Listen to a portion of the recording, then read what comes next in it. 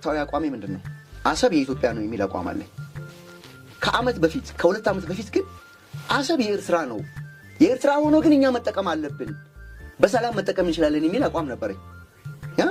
በጸባይ ነው በሰላም እኛ መጠቀም አለብን የሚል እምነት አለ።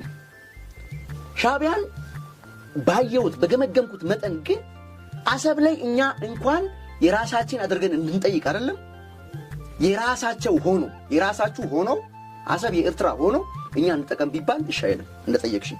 ለምንድን ነው ካልሽኝ ደግሞ የኤርትራ ህዝብ እድሜ ልኩን በፍዳ እንዲኖር ይፈልጋል። በዓለም ላይ እኮ ብዙ ሀገራት በጋራ ይሰራሉ። አፍሪካ ውስጥ የሆኑ ሀገሮች የባህር በር ለሌላት ሀገር የባህር በር ሰጥታለች።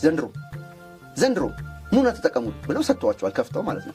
ስለዚህ ኢሳያስ በጭቅጭቅና በንዝንዝ ውስጥ እድሜውን ማርዘም የሚፈልግ ስለዚህ በቃ የሆነ በቃ በትርምስ ውስጥ መቆየት የሚፈልግ ሰውዬ ነው።